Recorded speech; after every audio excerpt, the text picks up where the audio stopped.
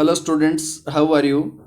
Students, we are reading your chapter number 4 of history, The Making of a Global World. इस part में students हमारी heading है the inter war economy. Inter war economy कौन सी थी students? इसमें हम first world वार और second world war के बीच का सिनेरियो पढ़ेंगे कि वर्ल्ड इकोनॉमी में क्या हो रहा था इन दोनों वर्ल्ड वॉर के बीच में। Let's start. The first world war 1914 to 1918 was mainly fought in Europe. Students, first world war का ड्यूरेशन आप देख सकते हैं 1914 से 1918 के बीच हुआ था वो, और ये वॉर मेनली यूरोप में लड़ा गया था। But its impact was felt all over the world. लेकिन इसके जो प्रभाव थे पूरे वर्ल्ड पे पड़े, इसी वजह से इसको क्या बोलते हैं? वर्ल्ड वॉर बोलते हैं। यूरोप में लड़ा गया तो यूरोप का वॉर होना चाहिए था, लेकिन पूरे वर्ल्ड पे इम्पैक्ट पड़े, हर हिस्से पे इसके इम्पैक्ट पड़े, तो इसी वजह से इसको वर्ल्ड वॉर कहते हैं। Notably for our concerns in this chapter. Notably होता स्टूडेंट्स विशेषकर फॉर आवर कंसर्न्स। यदि हम ध्यान से देखें इस चैप्टर में, it plunged the first half of the 20th century into a crisis that took over 3 decades to overcome. Students, यदि ध्यान से देखें इस चैप्टर में, तो इस फर्स्ट वर्ल्ड वॉर ने वर्ल्ड को एक ऐसे क्राइसिस मीन्स संकट में, प्लंज्ड होता है धकेल देना। फर्स्ट वर्ल्ड वॉर ने वर्ल्ड को ऐसे संकट में धकेल दिया और उस संकट से रिकवरी करने में लगभग 3 decades लगे, लगभग 30 साल लगे। तो मतलब कि ऐसे संकट में डाल दिया फर्स्ट वर्ल्ड वॉर ने, इतना ज़्यादा नुकसान पूरे वर्ल्ड में कर दिया कि उसको उससे उभरने में 3 दशक लगे, means 30 years। 1 decade is equal to 10 years. During this period, the world experienced widespread economic and political instability and another catastrophic war. Students, first world war के दौरान वर्ल्ड ने बहुत ही ज़्यादा इकोनॉमिक और पॉलिटिकल इंस्टेबिलिटी को फील किया, मतलब अस्थिरता आ गई हर चीज़ में। वाइड स्प्रेड, बहुत बड़े लेवल पे, इकोनॉमिक एरिया हो चाहे पॉलिटिकल एरिया हो।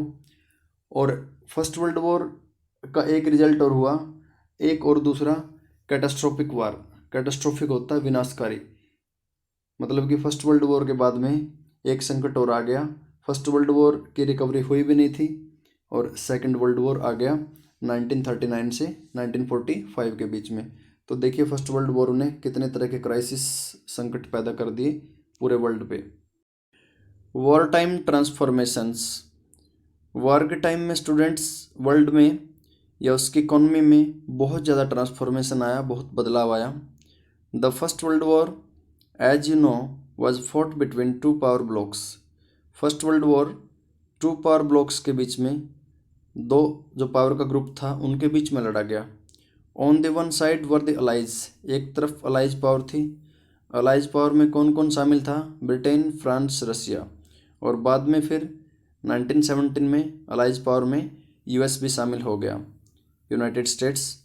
And on the opposite side were the central powers, Germany, Austria Hungary and Ottoman Turkey. Students, दूसरी साइड आपके सेंट्रल पावर थी और उनमें कौन शामिल था? जर्मनी, ऑस्ट्रिया हंगरी और ऑटोमन टर्की। मैंने इसका एक फार्मूला भी आपको बता रखा है, एक तो गेट का बता रखा है और एक बर्फी का। 9th क्लास में अच्छी तरीके से मैंने बता दिया था। तो first world war allies power और सेंट्रल पावर्स के बीच में लड़ा गया था और अलाइज पावर को इसमें जीत मिली थी। When the war began in August 1914 many governments thought it would be over by Christmas. Students, अगस्त 1914 में, 1 अगस्त 1914 में फर्स्ट वर्ल्ड वार शुरू हुआ, तो अनेक देशों की सरकारें ये सोच रही थी कि ये क्रिसमस तक, आपके 25 दिसंबर को होता क्रिसमस, उस दिन तक ख़त्म हो जाएगा। It lasted more than 4 years, लेकिन ये क्रिसमस के दिन ख़त्म नहीं हुआ और ये 4 साल तक लास्टेड मीन चलता रहा। The first world war was a war like no other before.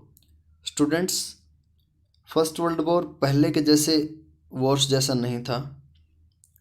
पहले वाले जो वॉर होते थे उनसे ये अलग था। The fighting involved the world's leading industrial nations which now harnessed the vast powers of modern industry to inflict the greatest possible destruction on their enemies. First world war में स्टूडेंट्स वर्ल्ड के leading industrial Nations थे। इन देशों में बहुत ही बड़ी मात्रा में industrialisation हो चुका था, बहुत ही ज़्यादा इंडस्ट्री वहाँ पे एस्टेब्लिश्ड हो चुकी थी। विच नाउ हार्नेस, और ये जो कंट्री थी वर्ल्ड की लीडिंग इंडस्ट्रियल कंट्री जो फर्स्ट वर्ल्ड वॉर में पार्टिसिपेट कर रही थी, उनके पास मॉडर्न इंडस्ट्री में बने हुए हथियारों की पावर थी और वो इन्फ्लिक्ट थे, मीन्स उत्सुक थे किस चीज़ को करने के लिए, द ग्रेटेस्ट पॉसिबल डिस्ट्रक्शन, विनाश करने के लिए, ऑन देयर इनेमी, अपने दुश्मन का। तो स्टूडेंट्स इंडस्ट्री की वजह से उनके पास हथियारों का बहुत ही बड़ा जखीरा था, बहुत ही ज़्यादा मात्रा में वेपन थे, क्योंकि इंडस्ट्री बहुत ही फास्ट हथियार बनाती है। तो अपने हथियारों की वजह से हर देश को घमंड था कि हम है ना एक दूसरे का विनाश कर देंगे। This war was thus the first modern industrial war. Students first world war को हम फर्स्ट मॉडर्न इंडस्ट्रियल वॉर भी कह सकते हैं। क्यों कहते हैं, देखिए, इट सा the use of machine guns, tanks, aircraft, chemical weapons etcetera on a massive scale. Massive होता है बहुत ही बड़े स्केल के ऊपर, इसमें मशीन गन्स, टैंक्स, एयरक्राफ्ट्स और केमिकल वेपन्स का उपयोग हुआ था। These were all increasingly products of modern large scale industry. Students ये सभी जितने भी वेपन्स इस्तेमाल हुए फर्स्ट वर्ल्ड वॉर में, ये इंडस्ट्री का कमाल था, क्योंकि इंडस्ट्री में बने हुए हथियार ही फर्स्ट वर्ल्ड वॉर में इस्तेमाल हुए थे। To fought the war, millions of soldiers had to be recruited from around the world and moved to the front line on large ships and trains. Students first world war में लड़ने के लिए millions of soldiers, लाखों की संख्या में सैनिकों को रिक्रूट किया गया, भर्ती किया गया पूरे वर्ल्ड से, और उनको फ्रंट लाइन, मोर्चा होता है युद्ध का मोर्चा, उस पर लड़ने के लिए भेजा गया शिप्स और ट्रेन के through. The scale of death and destruction, 9 million dead and 20 million injured, was unthinkable before the industrial age without the use of industrial arms. Students इसमें 9 मिलियन लोग मारे गए, लगभग 90 लाख, और 20 मिलियन 2 करोड़ लोग इंजर्ड हो गए, घायल हो गए। तो अगर मॉडर्न इंडस्ट्री नहीं होती तो इतने बड़े विनाश के बारे में कोई भी सोच नहीं सकता था। इतना बड़ा विनाश हुआ तो ये इंडस्ट्री में बने हथियारों की वजह से ही हुआ, इसी वजह से इसको फर्स्ट इंडस्ट्रियल वॉर भी कहते हैं। Most of the killed and maimed were men of working age. Students जितने भी आदमी फर्स्ट वर्ल्ड वॉर में किल्ड, मारे गए, मेम्ड का मतलब होता घायल हुए, वो सारे वर्किंग एज के मैन थे, काम करने वाले आदमी थे सभी। These deaths and injuries reduced the able bodies workforce in Europe. Students इतनी डेथ और इंजरी के बाद में, जो फर्स्ट वर्ल्ड वॉर में मौतें हुई और लोग घायल हुए, तो यूरोप में कौन सी चीज़ रिड्यूस होगी, मीन्स किस चीज़ की कमी पड़ गई, able bodied workforce in Europe. जो एबल बॉडीड स्वस्थ आदमी थे, वर्कफोर्स थी जो काम करने वाले आदमियों की कमी पड़ गई, क्योंकि वॉर में लड़ने के लिए आदमी चले गए और जितने भी स्वस्थ आदमी थे वहाँ पे वॉर में मारे गए और काम करने वालों की इंडस्ट्री में कमी हो गई। With fewer numbers with in the family में थोड़े मेंबर रह गए, क्योंकि कुछ आदमी फैमिली के वॉर में मारे गए। House hold incomes declined after the war, और कई घरों की इनकम डिक्लाइन हो गई वॉर के बाद में, उन लोगों की जो कमाई थी वो आपके बहुत ही कम रह गई। During the war industries were restructured to produce war related goods. Students war के दौरान इंडस्ट्री को दोबारा से पुनर्गठित किया गया, इंडस्ट्री का दोबारा से आपके मतलब कि पुनर्निर्माण किया गया, क्योंकि इंडस्ट्री में जो मेन पर्पज रह गया था वो था वॉर से रिलेटेड गुड्स बनाने का। इसी वजह से नई इंडस्ट्री भी लगाई गई और पुरानी इंडस्ट्रीज की भी मरम्मत की गई, ताकि वार से संबंधित चीज़ें बनाई जा सके, हथियार हो चाहे कोई दूसरी चीज़ हो। Entire societies were also reorganised for the war. समाज भी दोबारा से रिऑर्गेनाइज हो गया, पुनर्गठित हो गया वॉर की वजह से। As men went to battle, कैसे हो गया देखिए समाज में कैसे चेंज आया वार की वजह से। मैन तो बैटल में चले गए, women stepped in to undertake jobs that earlier only men were expected to do। Students, man तो वॉर की वजह से आपके लड़ने के लिए चले गए बाहर, तो घर को चलाने के लिए महिलाओं ने इंडस्ट्री में स्टेप रखा और उन्होंने अंडरटुक जॉब करनी महिलाओं ने स्टार्ट कर दी। और जिस काम को पहले आदमियों के काबिल माना जाता था या ये एक्सपेक्टेशन की जाती थी कि इंडस्ट्री में या बाहर जॉब करने का काम तो आदमी करेगा, अब वो काम औरतें करने लग गई क्योंकि आदमी वॉर में लड़ने के लिए चले गए। The war led to the snapping of economic links between some of the world's largest economic powers which were now fighting each other to pay for them. Students, first world war ने जो world की largest economic powers थी, जो world की बड़ी बड़ी economic country थी जिनकी अर्थव्यवस्था मजबूत थी, उनके बीच में इकोनॉमिक लिंक तोड़ दिए, उनके बीच में इकोनॉमिक संबंधों को ख़त्म कर दिया। स्नैपिंग का मीनिंग होता है तोड़ देना।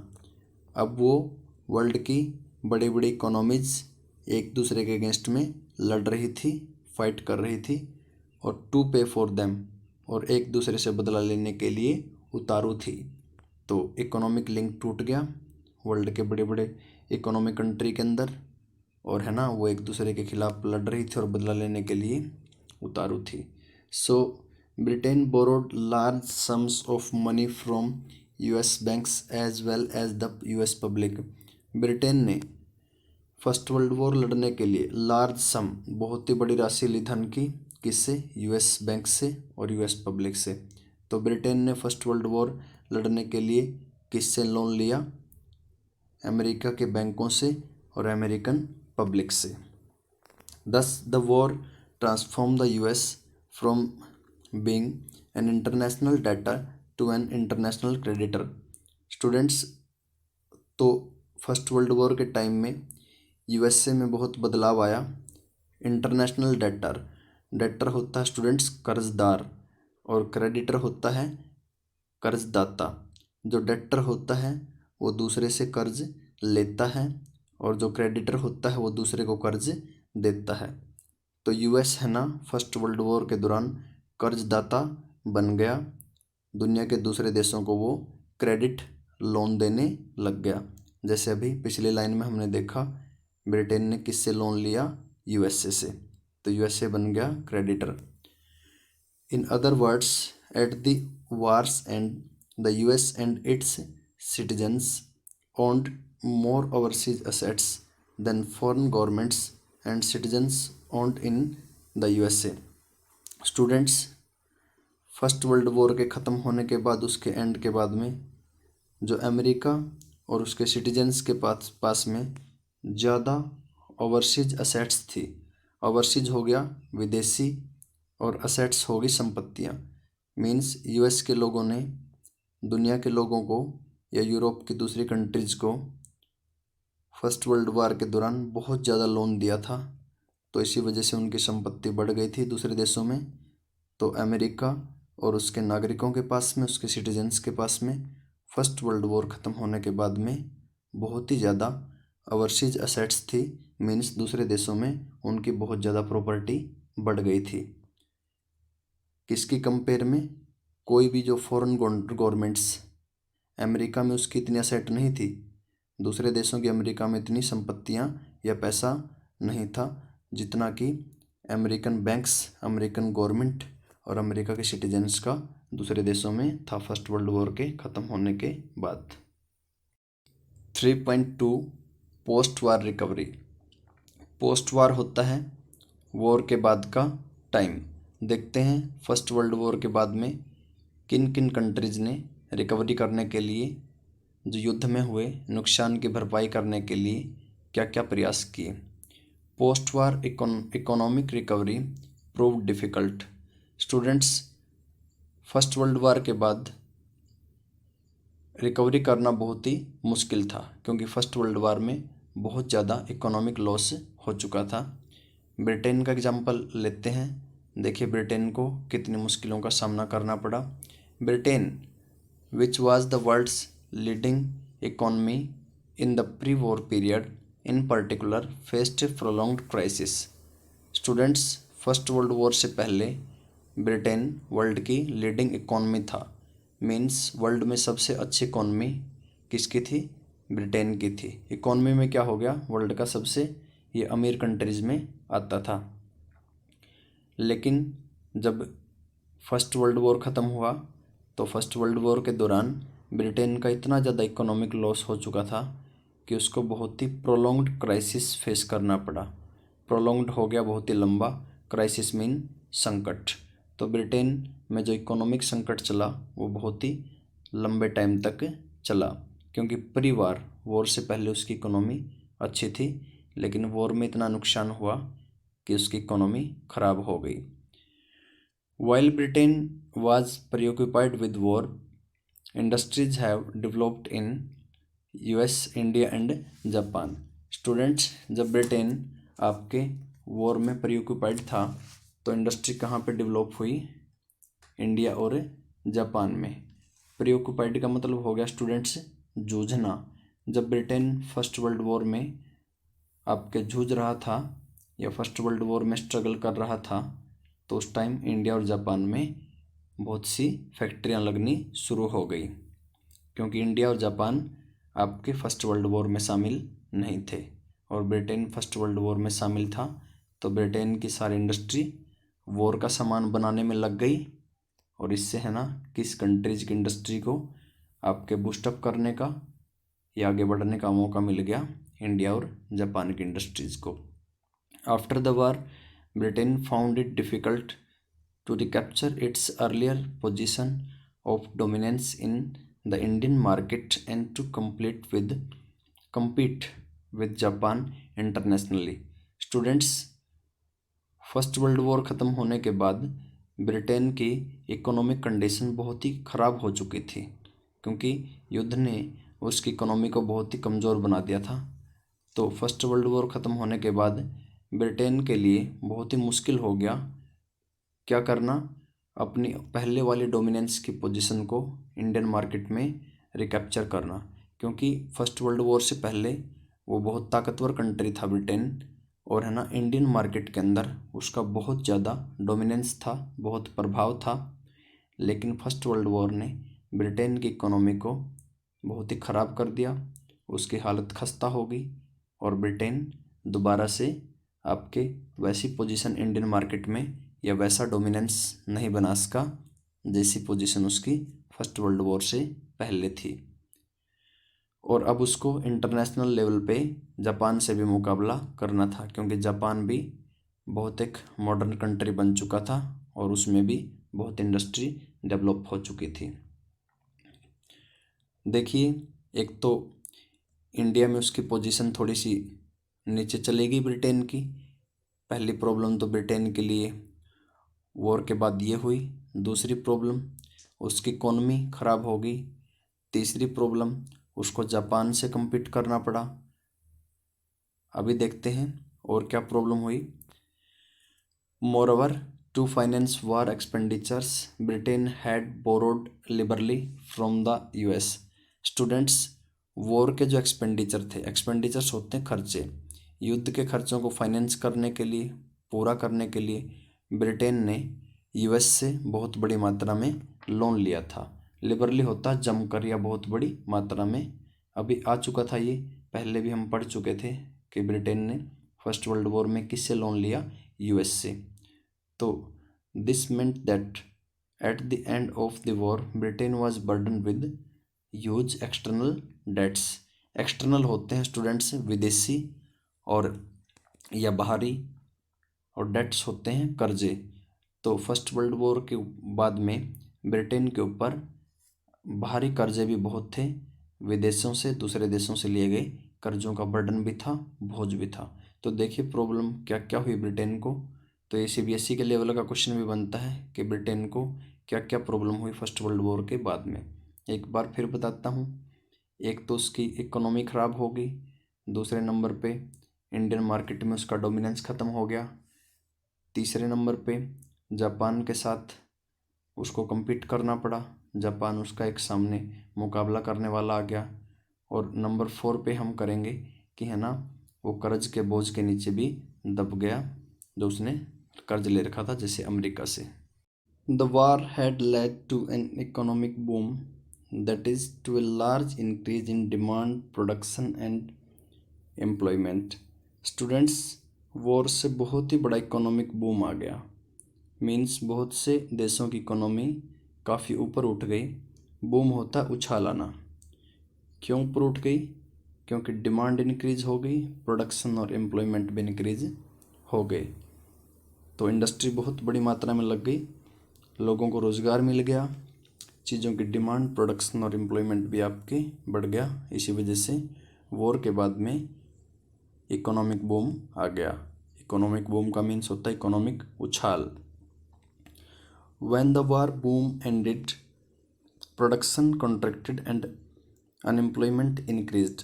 Students, जब वार का जो बूम था वो ख़त्म हो गया, मीन्स जब वॉर के टाइम में इकोनॉमी अपने पूरे शिखर पे थी तो उसको बोलेंगे इकोनॉमिक बूम। तो वॉर का बूम भी एंड हो गया। तो वॉर के बूम के एंड होने के बाद में वॉर जो अपने शिखर पे था वो ख़त्म हो गया। प्रोडक्शन कॉन्ट्रैक्टेड, प्रोडक्शन आपके गिर गया, एंड अनएम्प्लॉयमेंट इंक्रीज्ड, और बेरोजगारी भी बढ़ गई। क्यों बढ़ गई?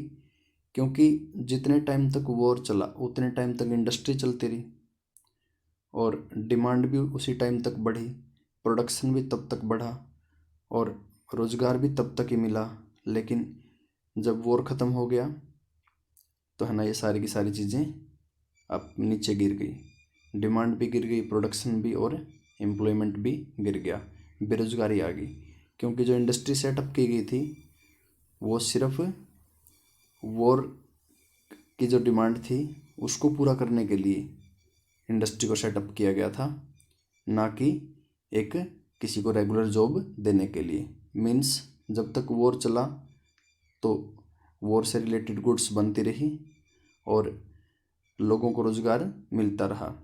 लेकिन जब वॉर ख़त्म हो गया तो इंडस्ट्री भी बंद हो गई और लोग भी काम से क्या हो गए, बाहर चले गए। मीन्स उनको उनका रोज़गार छिन गया। तभी तक रोज़गार मिला उनको जब तक आपके वॉर चलता रहा। At the same time the government reduced bloated war expenditures to bring them into line with peace time revenues. Students, at the same time government reduce, Britain की गवर्नमेंट ने उसी टाइम क्या किया, जो ब्लोटेड वॉर एक्सपेंडिचर्स थे, bloated हो गया भारी भरकम, जो भारी भरकम युद्ध के खर्चे थे ना उनको कम कर दिया। और टू ब्रिंग देम इनटू, और उन खर्चों को किस लाइन में ले आए वो, पीस टाइम रेवेन्यू। मतलब कि युद्ध के बाद क्या हो गया था, पीस टाइम आ चुका था तो इंडस्ट्री कर दी गवर्नमेंट ने बंद, और युद्ध के बाद जो शांति हुई और उस शांति के टाइम में लोगों को जो रेवेन्यू मिला उसी से युद्ध के उन खर्चों की पूर्ति की।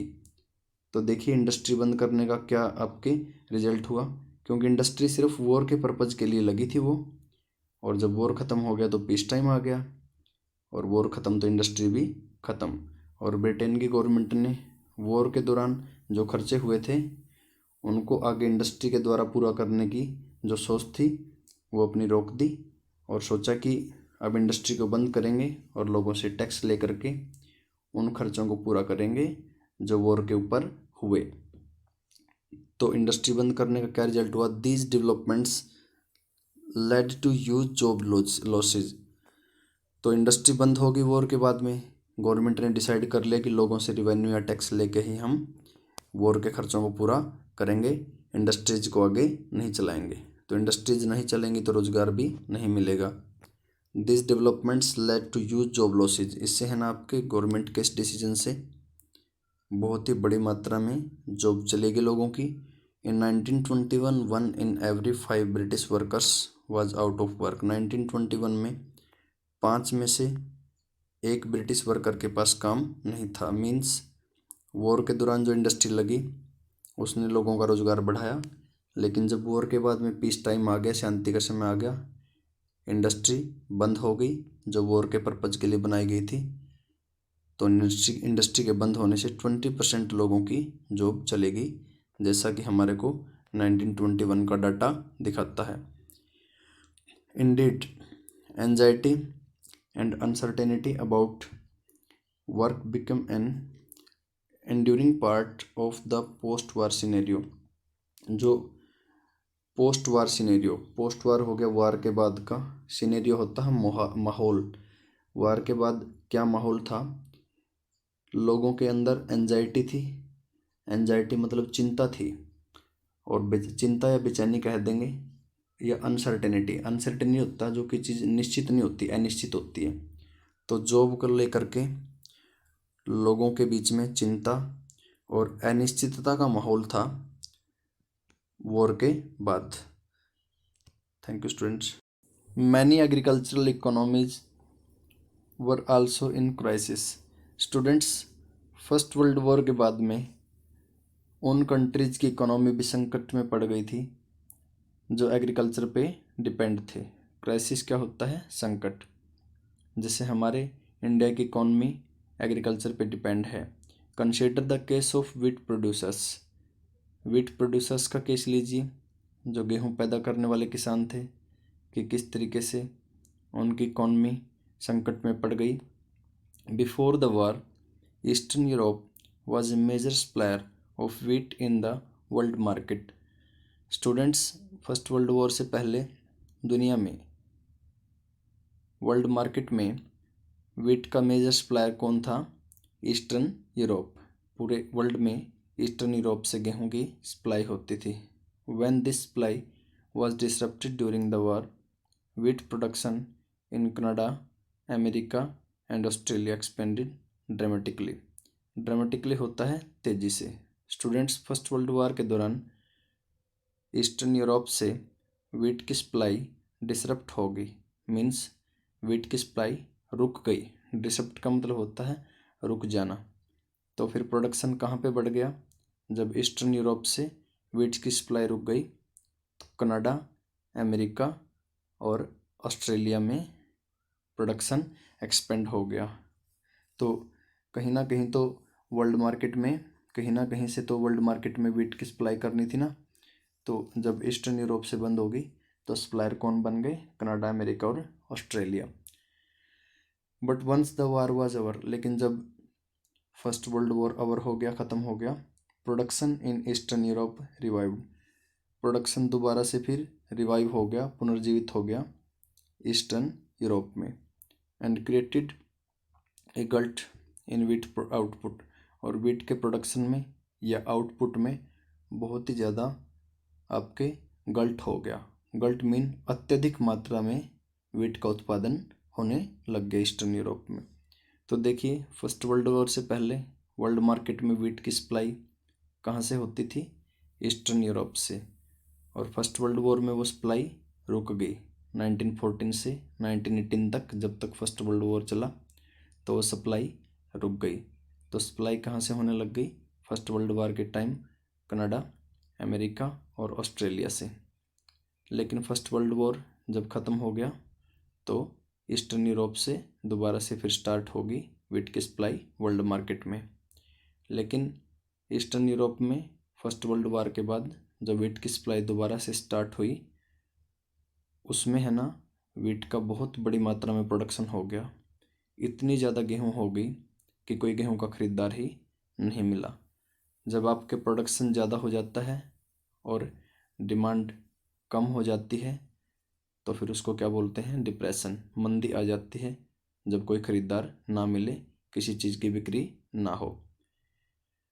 तो देखिए, वीट के आउटपुट का ज़्यादा आउटपुट होने का ईस्टर्न यूरोप में फर्स्ट वर्ल्ड वॉर के बाद क्या रिजल्ट हुआ, ग्रेन प्राइसेस फेल, ग्रेन के प्राइस गिर गए, रूरल इनकम्स डिक्लाइन, जो गांव के लोग अपनी इनकम के लिए एग्रीकल्चर पे डिपेंड थे, उनकी इनकम भी आपके गिर गई, डिक्लाइंड मीन गिरावट आ जाना, and farmers fell deeper into debt और फार्मर गहरे कर्ज के जाल में फंस गए।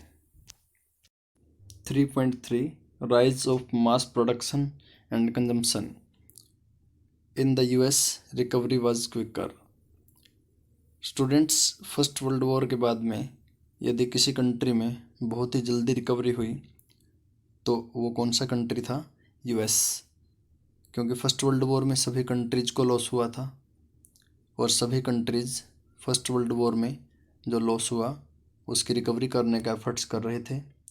यूएस भी कर रहा था, लेकिन और देशों के कंपेयर में यूएस में फर्स्ट वर्ल्ड वॉर के बाद जो नुकसान की रिकवरी थी वो जल्दी कर ली गई, मीन्स नुकसान की भरपाई कर लेगी। We have already seen how the war help boost the US economy. Students, हमने देखा कि यूएस इकोनॉमी को, अमेरिका की इकोनॉमी को वॉर ने बहुत बूस्टअप किया, क्योंकि दूसरी जो कंट्रीज़ थी वर्ल्ड की, यूएस ने उनको कर्ज दिए थे। तो फर्स्ट वर्ल्ड वॉर के दौरान यूएस की इकोनॉमी काफ़ी बूस्ट हुई, मीन्स उसमें काफ़ी वृद्धि हो गई। After a short period of economic trouble in the years after the war, the US economy resumed its strong growth in the early 1920s।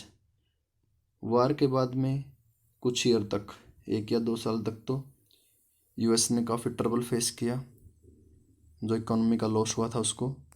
लेकिन अर्ली 1920s में यूएस इकोनॉमी में काफ़ी रिज्यूम आया। रिज्यूम मतलब कि काफ़ी रिकवरी हुई, और रिकवरी भी काफ़ी स्ट्रॉन्ग ग्रोथ के साथ में हुई, मीन्स बहुत ही मजबूत वृद्धि के साथ में रिकवरी हुई, और फर्स्ट वर्ल्ड वार की कमी को उस रिकवरी ने पूरा कर दिया। One important feature of the US economy of the 1920s was mass production. Students, US economy की 1920s की एक इम्पोर्टेंट फीचर मास प्रोडक्शन था। मास प्रोडक्शन क्या होता है स्टूडेंट्स? जब फैक्ट्री में गुड्स का बहुत ही बड़े लेवल पे प्रोडक्शन होने लग जाता है, हज़ारों की संख्या में चीज़ें फैक्ट्रीज में बनने लग जाती हैं मशीनों के थ्रू, तो उसी प्रोसेस को बोला जाता है mass production. The move towards mass production had begun in the late 19th century, but in the 1920s it became a characteristic feature of industrial production in the US। Move towards का मतलब होता है students शुरुआत हो जाना। US में mass production की शुरुआत तो लेट 19th सेंचुरी में ही हो जाती है, लेकिन इंडस्ट्रियल प्रोडक्शन की कैरेक्टरिस्टिक्स फीचर कब बन जाती है? ये 1920s में। मीन्स कैरेक्टरिस्टिक्स फीचर का मीनिंग क्या होता है? महत्वपूर्ण विशेषता। मीन्स शुरुआत तो होती है मास प्रोडक्शन की लेट 19th सेंचुरी में, लेकिन बड़े लेवल पे फैक्ट्रीज में इंडस्ट्रियल प्रोडक्शन या मास प्रोडक्शन कब होने लग जाता है? 1920s में। A well known pioneer of mass production was the car manufacturer Henry Ford। यदि मास प्रोडक्शन का पायोनियर अग्रदूत किसी को माना जाता है तो वो कौन थे? जाने माने कार मैन्युफैक्चरर मीन्स कार निर्माता हेनरी फोर्ड। जाने माने, वेल नोन को बोलते हैं जाने माने, तो प्रसिद्ध भी हो जाएगा या विख्यात भी हो जाएगा इसका मीनिंग। तो जाने माने कार मैन्युफैक्चरर जो कार निर्माता हेनरी फोर्ड थे, उन्हीं को मास प्रोडक्शन का जन्मदाता या अग्रदूत कहा जाता है। He adopted the assembly line of his Chicago slaughterhouse, in which slaughtered animals were picked apart by butchers as they came down a conveyor belt to his new car plant in Detroit। Students, Henry Ford ने अपना नया car plant कहाँ पे लगाया? Detroit में। Henry Ford ने अपनी company का नाम या कार कंपनी का नाम फोर्ड मोटर्स रखा था। उसने अपने नाम पे ही अपनी कंपनी का नाम रखा था। और उसकी जो फोर्ड कार कंपनी है उसका हेडक्वार्टर कहाँ पे है? अमेरिका के डेट्रॉइट में। स्टूडेंट्स, डेट्रॉइट में कार प्लांट लगाने का आइडिया हेनरी फोर्ड के माइंड में कहाँ से आया? स्टूडेंट्स, एक बार हेनरी फोर्ड शिकागो के स्लोटर हाउस में गया हुआ था। स्लोटर हाउस क्या होता है? बुच्चड़ खाना या कसाई खाना, जहाँ पे पशुओं को काटा जाता है। तो उसने शिकागो के स्लोटर हाउस में असेंबली लाइन पे काम कर रहे मजदूरों को देखा। असेंबली लाइन पे एक कन्वेयर बेल्ट लगी हुई थी और कन्वेयर बेल्ट के ऊपर कटे हुए पशुओं के टुकड़े आ रहे थे और मीन्स मांस आ रहा था, पशुओं का मीट आ रहा था। कन्वेयर बेल्ट क्या होती है स्टूडेंट्स? सबसे पहले तो हम असेंबली लाइन के बारे में समझ लेते हैं। जैसे आप रेलवे की लाइन देखिए, रेल की लाइन तो आपने देखी ही है, उसी तरीके से फैक्ट्री में असेंबली लाइन होती है। रेल की लाइन के ऊपर रेल आती है, तो आप अपने माइंड में इमेजिन करिए रेल की लाइन को और देखिए कि रेल की लाइन के ऊपर रेल आ रही है। तो उसी तरीके से स्टूडेंट्स असेंबली लाइन होती है और असेंबली लाइन के ऊपर क्या आती है? कन्वेयर बेल्ट आती है, मीन्स चलती रहती है। जिस तरीके से रेलवे लाइन पे रेल चलती है उसी तरीके से असेंबली लाइन पे क्या चलती है? Conveyor belt. आप इसकी यूट्यूब के ऊपर वीडियो भी देख सकते हैं 3 या 4 मिनट की, उससे आपको पता लग जाएगा कि फैक्ट्री में असेंबली लाइन पे किस तरीके से कन्वेयर बेल्ट चलती है। तो शिकागो के स्लोटर हाउस में जो असेंबली लाइन थी उसके ऊपर जो कन्वेयर बेल्ट थी, कन्वेयर बेल्ट के ऊपर कटे हुए पशुओं के टुकड़े या मांस आ रहे थे और कन्वेयर बेल्ट के सामने जो बूचर खड़े थे, जो कसाई खड़े थे या मांस विक्रेता खड़े थे, वो अपने अपने हिस्से का मांस पिकअप कर रहे थे। यहाँ पे एक वर्ड आएगा पिकअप। पिकअप मीन उठाना या ले जाना और अपार्ट अलग अलग। तो हेनरी फोर्ड ने जब ये चीज़ देखी कि किस तरीके से असेंबली लाइन थी जो स्लोटर हाउस की, शिकागो की स्लोटर हाउस की, उसके ऊपर कन्वेयर बेल्ट के ऊपर मांस आ रहा था, मांस के टुकड़े आ रहे थे और बुच्चर अपने अपने हिस्से का मांस उठा रहे थे, मीन्स मांस विक्रेता होते हैं बुच्चर। तो उसने सोचा कि क्यों ना मैं इस कन्वेयर बेल्ट और असेंबली लाइन के आइडिया को कार बनाने में यूज करूं। तो अपने जो उसने फैक्ट्री लगाई या कार प्लांट लगाया डेट्रॉइट में, तो उसका आइडिया उसको कहाँ से मिला? जो शिकागो के स्लोटर हाउस के असेंबली लाइन और कन्वेयर बेल्ट से। He realized that the assembly line method would allow a faster and cheaper way of producing vehicles. Students, Henry Ford ने रियलाइज किया, महसूस किया कि असेंबली लाइन के मेथड को व्हीकल प्रोड्यूस करने में भी यूज किया जा सकता है और उससे बहुत ही फास्टर और चिपर व्हीकल प्रोड्यूस किए जा सकते हैं। फास्टर मीन्स बहुत ही तेज़ गति से और चिपर सस्ते। The assembly line forced workers to repeat a single task mechanically and continuously, such as fitting a particular part to the car at a pace dictated by the conveyor belt. Students, assembly line का जो method था vehicle पैदा करने का, वो worker को एक ही task bar बार करने के लिए वो भी मशीनी रूप से मजबूर करता था। कैसा काम? जैसे एक पर्टिकुलर पार्ट फिट करना किसी कार का, और उस की स्पीड, काम की स्पीड कौन सी चीज़ डिक्टेट या डिसाइड करती थी? Conveyor belt. इसमें क्या होता है स्टूडेंट्स, एक वर्कर को एक सिंगल टास्क बार बार रिपीट करना होता है मैकेनिकली रूप से।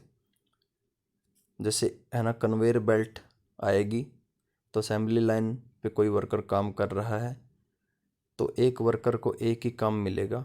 जैसे कोई वर्कर गाड़ी का पहिया फिट कर रहा है तो उसने एक गाड़ी का पहिया फिट किया, 3-4 मिनट के बाद दूसरी गाड़ी आई, उसका पहिया फिट किया, तो एक वर्कर को एक काम की जिम्मेवारी दे दी जाती है।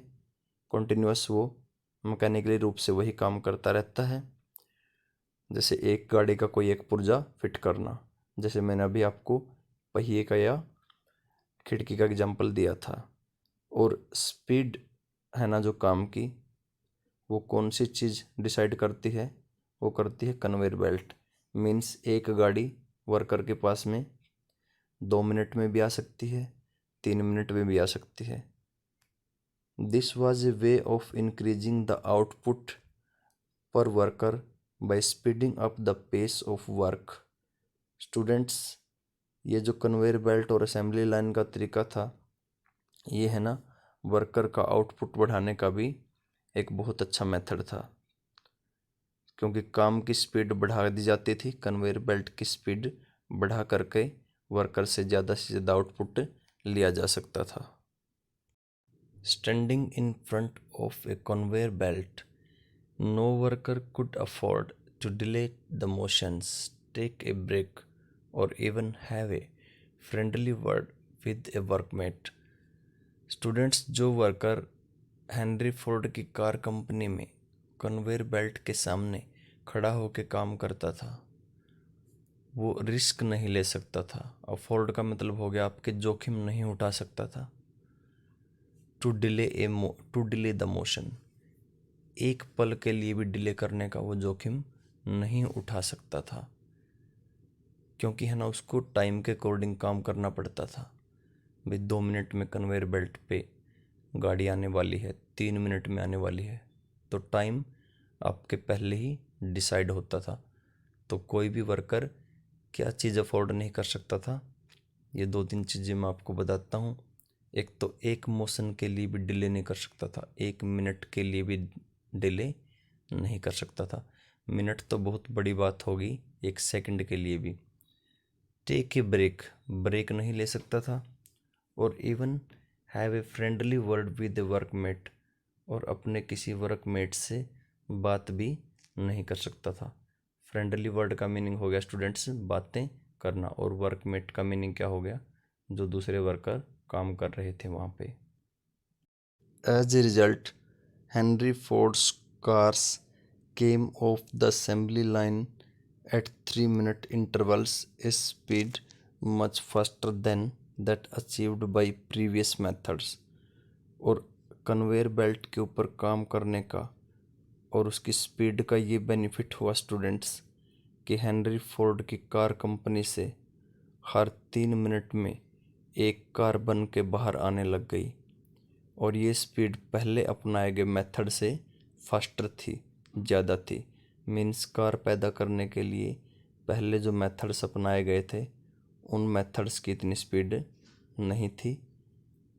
इस मेथड में जो कन्वेयर बेल्ट का और असेंबली लाइन का मेथड अपनाया गया कार बनाने के लिए, ज़्यादा स्पीड थी और इससे ज़्यादा तेज़ी से कार बनने लग गई। The T model Ford was the world's first mass produced car. Students, mass production से बनाएगी वर्ल्ड की पहली जो कार थी वो थी T model Ford.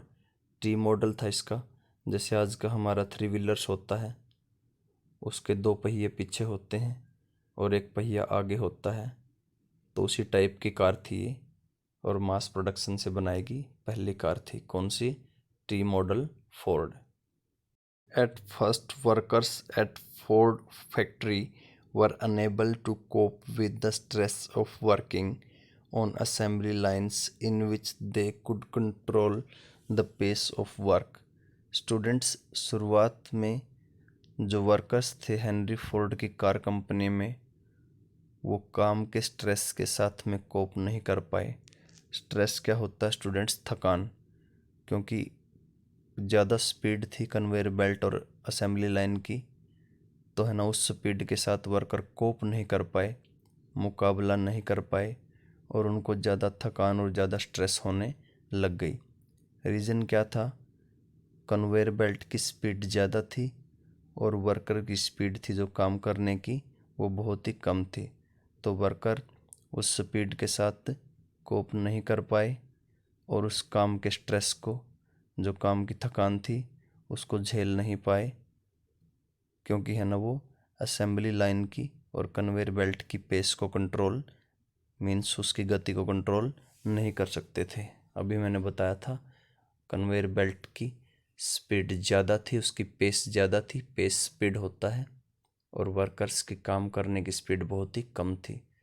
So they quit in large numbers. Quit होता स्टूडेंट्स काम छोड़ के भाग जाना। तो काम की स्पीड ज़्यादा होने की वजह से, स्ट्रेस और थकान और तनाव ज़्यादा होने की वजह से वर्कर है ना बहुत ही बड़ी संख्या में काम छोड़ गए, मीन्स उन्होंने अपनी जॉब छोड़ दी। In desperation Ford doubled the daily wage to $5 in January 1914। तो डेस्परेशन होता स्टूडेंट्स उदासी या निराशा। वर्कर के काम छोड़ने की वजह से हेनरी फोर्ड काफ़ी निराश हो गया, तो उसने वर्कर को अपनी कंपनी में रिटेन करने का, मीन्स वो काम छोड़ के भागे ना, उनको कंपनी में ही रखने का एक मेथड अपनाया। उसने 1914 के जनवरी में जो आपके वर्कर्स की सैलरी थी पर डे की, वो $5 कर दी। पहले $2.5 थी, लेकिन उसने आपके सैलरी वर्कर्स की डबल कर दी, पैसा डबल कर दिया। तो वर्कर को थोड़ी सेटिस्फेक्शन हुई और वर्कर वापस काम पे आ गए। Eight the same time he band trade unions from operating in his plants. उसी टाइम है ना जब उसने सैलरी बढ़ाई, तो उसने अपनी कंपनी में ट्रेड यूनियन बनाने पे भी और उनके ऑपरेशंस, उनकी गतिविधियों पे भी बैन लगा दिया। ट्रेड यूनियन क्या होती है स्टूडेंट्स? ट्रेड यूनियन में वर्कर अपनी एक यूनियन बना लेते हैं, अपना एक संगठन बना लेते हैं, और जब कई बार वो अपने मालिक से असंतुष्ट होते हैं तो पूरी यूनियन अपने मालिक के खिलाफ विद्रोह कर देती है, तो इसको बोलते हैं trade union. Henry Ford recovered the highways by repeatedly speeding up the production line and forcing workers to work ever hard. Students, Henry Ford ने जो जनवरी 1914 में जो $5 पर डे सैलरी कर दी थी वर्कर की, मीन्स $2.5 से $5 कर दी, डबल सैलरी कर दी थी पर डे के लिए। तो हेनरी फोर्ड ने उसकी रिकवरी कैसे की? उसने है ना बार बार production line, means assembly line की या कन्वेयर बेल्ट की स्पीड उसने बार बार बढ़ा दी, थोड़ी थोड़ी, ताकि वर्कर को पता ना लगे। And forcing workers to work even harder. और वर्कर को भी हेनरी फोर्ड ने फोर्स किया कि आप पहले से ज़्यादा हार्ड वर्क करिए।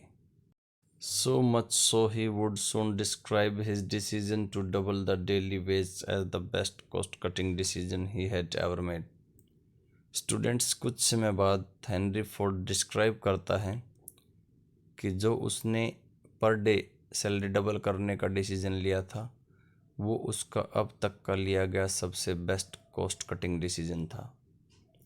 बेस्ट कॉस्ट कटिंग डिसीजन क्यों बोलता है अपने इस डिसीजन को वो? क्योंकि इससे है ना कॉस्ट कम हो गई, लागत कम हो गई। हेनरी फोर्ड ने सैलरी बढ़ा करके एक बार तो वर्कर को खुश कर दिया, लेकिन इसके साथ साथ वो काम की स्पीड भी बढ़ाता रहा। इसका क्या बेनिफिट हुआ स्पीड बढ़ाने का? जो खर्च था प्रोडक्शन पे, मीन्स जो कॉस्ट या लागत आती थी, वो कम हो गई और प्रोडक्शन भी ज़्यादा होने लग गया। Fordist industrial practices soon spread in the US. Henry Ford की इंडस्ट्रियल प्रैक्टिसेस फिर पूरे यूएस में फैल गई। मीन्स हेनरी फोर्ड ने जो प्रैक्टिसेस या मेथड अपनी इंडस्ट्री चलाने के लिए यूज किए थे, फिर पूरे यूएस में उनको यूज किया जाने लग गया। They were also widely copied in Europe in the 1920s। और हेनरी फोर्ड के इन मेथड्स को 1920s में यूरोप में भी कॉपीड किया गया। कॉपीड मीन्स अपनाया गया। Mass production lowered cost and prices of engineered goods. Mass production की वजह से इंजीनियर्ड गुड्स की कॉस्ट और प्राइस कम हो गई। कॉस्ट क्या होता है? जब किसी चीज़ को बनाने में कोई लागत या खर्च आता है उसको बोलते हैं कॉस्ट। और जब कोई चीज़ तैयार हो जाती है तो उसकी कीमत को क्या बोलते हैं? Price. Thanks to higher wages more workers could now afford to purchase durable consumer goods such as cars। और ये हायर वेजेस का ही कमाल था, ज़्यादा सैलरीज का ही कमाल था कि वर्कर्स अब अफोर्ड कर सकते थे परचेज करना ड्यूरेबल कंज्यूमर गुड्स को, जैसे कि कार। ड्यूरेबल कंज्यूमर गुड्स कौन सी हो गई? टिकाऊ, जो आपकी उपभोक्ता वस्तुएं थी। कंज्यूमर के काबिल, जो टिकाऊ या लंबे टाइम तक चलने वाली जो चीज़ें थी उनको वर्कर अब परचेज कर सकते थे। क्यों कर सकते थे? क्योंकि मास प्रोडक्शन की वजह से उनकी जो सैलरी थी, मीन्स वेज थी, वो बढ़ गई थी। जैसे हेनरी फोर्ड ने जनवरी 1914 में वर्कर की सैलरी को क्या कर दिया था? डबल कर दिया था। आप देख सकते हैं, ये देखो, जनवरी 1914 में $5 पर डे कर दी थी, $2.5 से हेनरी फोर्ड ने। Car production in the US rose from 2 million in 1919 to more than 4 million in 1929। और देखिए मास प्रोडक्शन का क्या बेनिफिट हुआ। यूएस में 1919 में 2 मिलियन कार बनी थी, लेकिन 1929 में वो कार्स की संख्या कितनी हो गई? आपके 5 million. Similarly, there was a spurt in the purchase of refrigerators, washing machines, radios, gramophone players, all through a system of hire purchase on credit repaid in monthly or weekly installments। Students, जिस तरीके से US में car का production बढ़ा, उसी तरीके से दूसरी गुड्स का प्रोडक्शन भी बढ़ने लग गया। जिस तरीके से कार की बिक्री बढ़नी शुरू हुई, तो उसी तरीके से दूसरी चीज़ों की बिक्री में भी स्पर्ट आ गया। स्पर्ट मीन बढ़ोतरी हो गई। और वो चीज़ कौन सी थी students? Refrigerators, washing machines, radios और ग्रामोफोन। और इन चीज़ों को स्टूडेंट्स, जो लोग थे, वो हायर परचेज के सिस्टम के थ्रू खरीदते थे। हायर परचेज का सिस्टम क्या होता है? वो पहले इन गुड्स को ले लेते थे और फिर बाद में उस गुड्स के पैसे को वो है ना मंथली और वीकली इंस्टॉलमेंट में, मीन्स किस्तों में पे करते थे। तो इसको क्या बोलते थे? Hire purchase. The demand for refrigerators, washing machines etcetera was also fueled by a boom in house construction and home ownership, financed once again by loans। Students, US में जो रेफ्रिजरेटर्स, वॉशिंग मशीन्स की demand बढ़ी थी, उसके पीछे एक reason ये था कि यूएस में लोग लोन लेके हाउस कंस्ट्रक्शन मीन घर बनाने लग गए, एंड होम ओनरशिप और ख़ुद के निजी मकान भी खरीदने लग गए। तो लोग यूएस में जो मकान खरीदते थे निजी, या मकान को बनाते थे, तो वो सारी चीज़ किसके थ्रू फाइनेंस होती थी? लोन के थ्रू। तो जब घर बनाएंगे लोग, तो उसके लिए कंज्यूमर गुड्स की भी ज़रूरत पड़ेगी, जैसे रेफ्रिजरेटर, वॉशिंग मशीन्स की। तो घर जो बनाए गए लोन लेके यूएस में, उन चीज़ों ने भी रेफ्रिजरेटर्स, वॉशिंग मशीन्स की डिमांड बढ़ा दी, क्योंकि घर बनाएगा आदमी तो इन चीज़ों की ज़रूरत तो पड़ती ही है। The housing and consumer boom of the 1920s created the basis of prosperity in the US. 1920s में यूएस में हाउसिंग और कंज्यूमर गुड्स में जो बूम आया, जो बढ़ोतरी हुई वो यूएस की समृद्धि का आधार बना। प्रोस्पेरिटी क्या होती है? खुशहाली या समृद्धि। तो यूएस प्रोस्पर कैसे बना 1920 में? खुशहाल, समर्थ, अमीर कैसे बना? क्योंकि हर आदमी के पास अपना हाउस था और उसके साथ साथ कंज्यूमर गुड्स भी थी, जैसे refrigerators, washing machine etcetera. Large investments in housing and household goods seemed to create a cycle of higher employment and incomes, rising consumption demand, more investment, and yet more employment and incomes। जो housing में और house hold goods में investment हुई, जिन लोगों ने इन चीज़ों में पैसा लगाया, हाउस होल्ड गुड्स में कुछ लोगों ने पैसा लगाया, जैसे रेफ्रिजरेटर की फैक्ट्री खोल ली या कोई और दूसरी चीज़ की। कुछ लोगों ने हाउसिंग में पैसा इन्वेस्ट किया, मीन्स कुछ लोग दूसरों को हाउस बनाने के लिए लोन देने लग गए। तो जो हाउसिंग और हाउस होल्ड गुड्स में जो इन्वेस्टमेंट हुआ, जो निवेश या पैसा लगाया गया, उससे यूएस में इनकम और एम्प्लॉयमेंट का एक बहुत ही अच्छा साइकिल या चक्कर क्रिएट हो गया। और उस इनकम और एम्प्लॉयमेंट बढ़ने से लोग ज़्यादा चीज़ों को कंज्यूम करने लग गए और वो और ज़्यादा चीज़ों की डिमांड करने लग गए। जब और चीज़ों की डिमांड बढ़ी तो उससे इन्वेस्टमेंट बढ़ा और फिर इन्वेस्टमेंट बढ़ने से दोबारा से फिर एम्प्लॉयमेंट और इनकम बढ़ी। मीन्स इन्वेस्टमेंट बढ़ने से एम्प्लॉयमेंट और इनकम बढ़ी लोगों की, और फिर उससे लोगों की डिमांड बढ़ी और उस बढ़ी हुई डिमांड से दोबारा से फिर आपके एम्प्लॉयमेंट और इनकम लोगों की बढ़ गई। तो ये एक चक्कर बन गया। In 1923, the US resumed exporting capital to the rest of the world and became the largest overseas lender। 1923 में यूएस ने दोबारा से फिर बाकी दुनिया में कैपिटल एक्सपोर्ट करनी शुरू कर दी और वो लार्जेस्ट ओवरसीज लेंडर बन गया। लार्जेस्ट ओवरसीज लेंडर का मतलब हो गया दुनिया में सबसे बड़ा कर्जदाता, मीन्स दूसरी दुनिया को उधार देने वाला सबसे बड़ा कंट्री वो बन गया। US imports and capital exports also boosted European recovery and world trade and income growth over the next 6 years। US ने यूरोप की रिकवरी भी करवाई, क्योंकि फर्स्ट वर्ल्ड वॉर के बाद यूरोपियन कंट्रीज़ का काफ़ी बुरा हाल हो चुका था। तो यूरोपियन कंट्रीज़ की रिकवरी करवाने में भी यूएस का बड़ा इम्पोर्टेंट रोल था। कैसे? एक तो यूएस ने यूरोप में आपके है ना कैपिटल भेजी, कैपिटल से वहाँ पे इन्वेस्टमेंट बढ़ी और वहाँ पे भी गुड्स बनने लग गई और यूएस ने भी उन गुड्स को इंपोर्ट किया।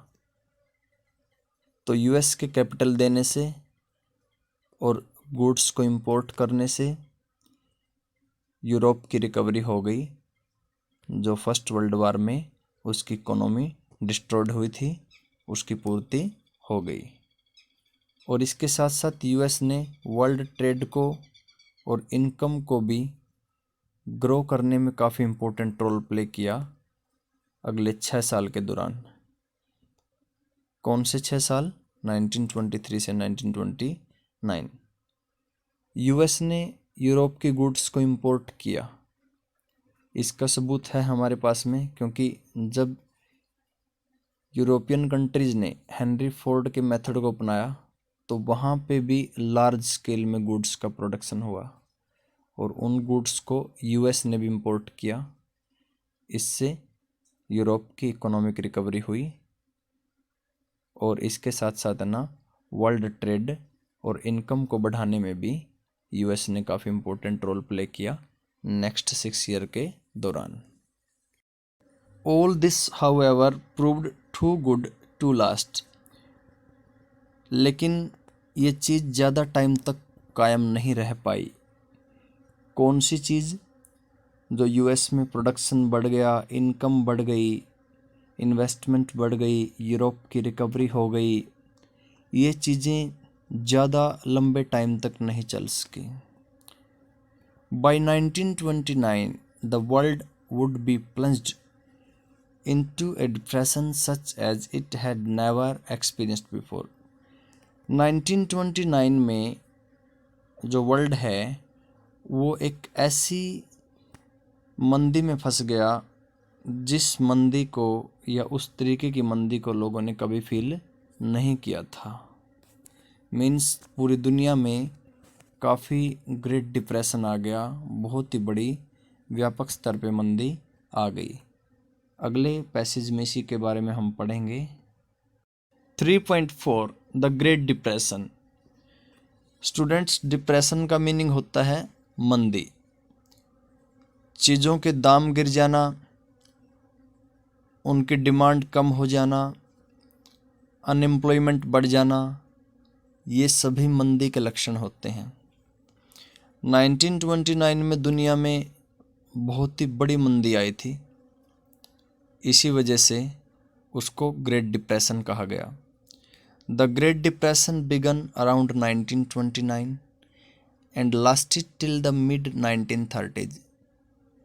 ग्रेट डिप्रेशन 1929 में आई और मिड 1930s तक रही। यदि सही इसका टाइम पीरियड देखा जाए तो वो था 1929 से 1934 के बीच। During this period most parts of the world experienced catastrophic declines in production, employment, incomes and trade। इस पीरियड के दौरान, मीन्स मंदी के पीरियड के दौरान, पूरी दुनिया ने आपके कैटास्ट्रोफिक डिक्लाइन फील किया। कैटास्ट्रोफिक होता है बहुत ही भारी गिरावट फील की। किन चीज़ों में? प्रोडक्शन, एम्प्लॉयमेंट, इनकम और ट्रेड में। कैटास्ट्रोफिक का मीनिंग भारी या बड़ा, और डिक्लाइन का मीनिंग होता है आपके गिरावट। तो बहुत ही भारी गिरावट आई इस ग्रेट डिप्रेशन के दौरान प्रोडक्शन, एम्प्लॉयमेंट, इनकम और ट्रेड में। प्रोडक्शन कम हो गया फैक्ट्रीज में चीज़ों का, लोगों का रोज़गार छिन गया, उनके पास कोई एम्प्लॉयमेंट नहीं था, इनकम भी कम होगी लोगों की, और वर्ल्ड की डिफरेंट कंट्रीज़ के बीच में जो ट्रेड रिलेशन थे वो भी धीमे पड़ गए। गुड्स और सर्विसेज का आदान प्रदान बंद हो गया, क्योंकि ट्रेड तभी होता है, गुड्स और सर्विसेज की सप्लाई तभी होती है जब उनकी डिमांड होती है। तो डिमांड कम हो गई ग्रेट डिप्रेशन के दौरान, तो सप्लाई भी नहीं हो पाई, इससे ट्रेड बहुत ज़्यादा अफेक्ट हुआ। The exact timing and impact of the depression varied across countries. जो टाइमिंग और इम्पैक्ट था डिप्रेशन का, मीन्स अलग अलग टाइम पे आपके अलग अलग जगहों पे ये डिप्रेशन, ये मंदी आई, और अलग अलग लोगों पे इसके अलग अलग इम्पैक्ट पड़े। इम्पैक्ट मीन्स प्रभाव पड़े।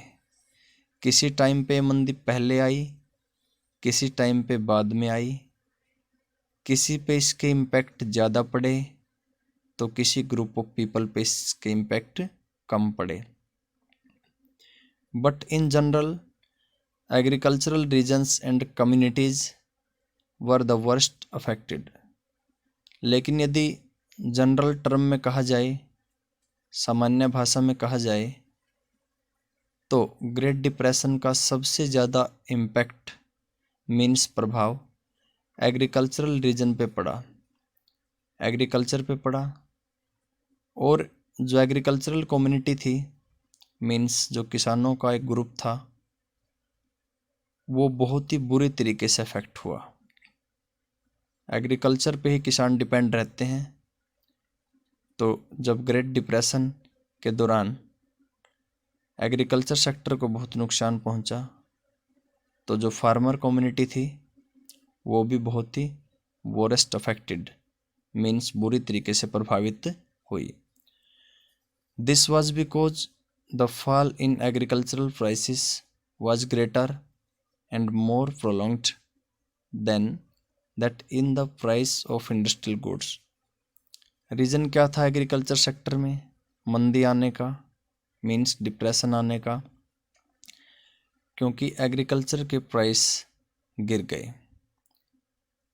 एग्रीकल्चरल गुड्स थी जितनी, उनको कोई ख़रीदार नहीं मिला, और ये जो प्राइस गिरने का सिलसिला था ये काफ़ी प्रोलॉन्ग्ड रहा। प्रोलॉन्ग्ड मीन्स काफ़ी लंबे टाइम तक ये सिलसिला चलता रहा। कौन सा सिलसिला? एग्रीकल्चरल गुड्स के प्राइस गिरने का सिलसिला। और ये इंडस्ट्रियल गुड्स के कंपेयर में ज़्यादा था। इंडस्ट्रियल गुड्स का प्राइस इतना नहीं गिरा, उनकी कीमत इतनी नीचे नहीं गई, ना ही उनकी डिमांड इतनी नीचे गई। लेकिन किसानों की जो चीज़ें थी, जो एग्रीकल्चरल गुड्स थी, उन चीज़ों के प्राइस काफ़ी हद तक गिर गए, और एग्रीकल्चर को इस ग्रेट डिप्रेशन ने बहुत ही ज़्यादा अफेक्ट किया। The depression was caused by a combination of several factors. Students, 1929 में जो ग्रेट डिप्रेशन आई वो अनेक फैक्टर्स का कॉम्बिनेशन थी। मीन्स ग्रेट डिप्रेशन के आने में अनेक फैक्टर्स काम कर रहे थे। We have already seen how fragile the post war world economy was. Students, post war time में, पोस्ट वार टाइम कौन सा हो गया? वार के बाद का टाइम। तो जो फर्स्ट वर्ल्ड वॉर के बाद का टाइम था, उस टाइम में वर्ल्ड इकोनॉमी काफ़ी फ्रजाइल हो चुकी थी। फ्रजाइल मीन्स कमज़ोर पड़ चुकी थी। देखते हैं कौन कौन से रीजन थे ग्रेट डिप्रेशन के पीछे। First, agricultural overproduction remained a problem. एक तो एग्रीकल्चर में होने वाला आवर प्रोडक्शन बहुत बड़ी प्रॉब्लम बना रहा। This was made worse by falling agricultural prices. इससे क्या हो गया? आवर प्रोडक्शन होने से एग्रीकल्चर के प्राइस गिर गए। जैसे वीट के प्राइस काफ़ी गिर गए थे, क्योंकि जब प्रोडक्शन ज़्यादा हो जाता है और डिमांड कम हो जाती है तो प्राइस गिर जाते हैं। As prices slumped and agricultural incomes declined, farmers tried to expand production and bring a larger volume of produce to the market to maintain their overall income. Students, जैसे ही प्राइस गिरे, स्लम्प्ड का मतलब हो गया गिर जाना। एज प्राइस स्लम्प्ड, जैसे ही price गिर जाते हैं, एंड एग्रीकल्चरल इनकम्स डिक्लाइन, और एग्रीकल्चरल इनकम भी डिक्लाइन हो जाती है। जब किसानों की फसल के प्राइस गिर गए तो उनकी इनकम भी डिक्लाइन हो गई, मीन्स उनकी इनकम में भी गिरावट आ गई। तो अपनी इनकम को बढ़ाने के लिए फार्मर्स ने क्या ट्राई किया? Farmers tried to expand production.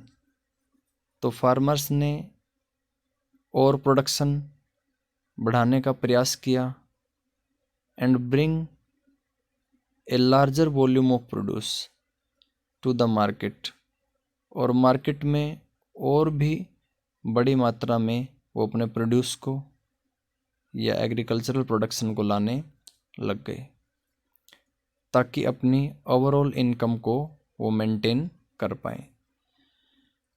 एक बार फिर बताता हूँ, जैसे ही एग्रीकल्चरल गुड्स के प्राइस कम हो गए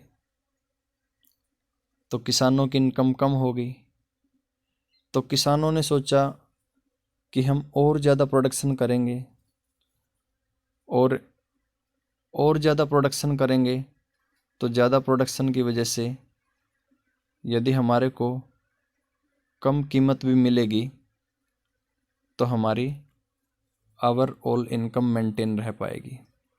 मीन्स यदि ज़्यादा चीज़ थोड़ी कीमत पे भी बिकती है तो है ना, वो हमारे जो लॉस और प्रॉफिट का जो बैलेंस होता है उसको बनाए रखती है। तो उन्होंने सोचा कि चलो ठीक है, कीमत गिर गई लेकिन हम और फसल उगाएंगे और है ना, उस फसल को कम कीमत पे बेच करके भी हम अपने घाटे की पूर्ति कर लेंगे। This version the glut in the market. Students, इस चीज़ ने मार्केट में गलत कर दिया, बुरी तरीके से गेहूं के जो मार्केट के अंदर ढेर लगा दिए, pushing down prices even further. तो जब गेहूं के ढेर मार्केट में लग गए तो और ज़्यादा प्राइस गिर गए।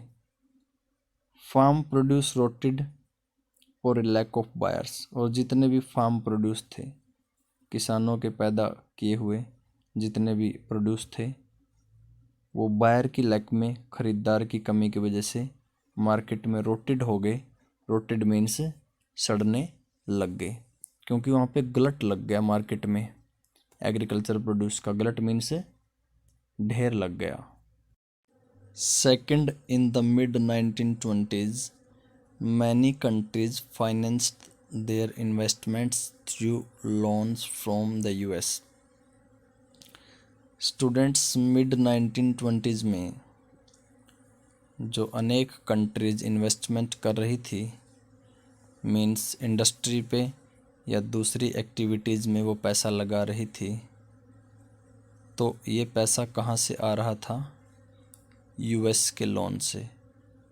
मीन्स जितनी भी कंट्रीज़ 1920s में इन्वेस्टमेंट कर रही थी, वो ये सारे काम यूनाइटेड स्टेट्स से लोन लेके कर रही थी। While it was often extremely easy to raise loans in the US when the going was good. Students, extremely easy होता है बहुत ही आसान। जब चीज़ें अच्छी चल रही थी तो यूएस से लोन लेना बहुत ही ईजी था। अच्छी कब चल रही थी?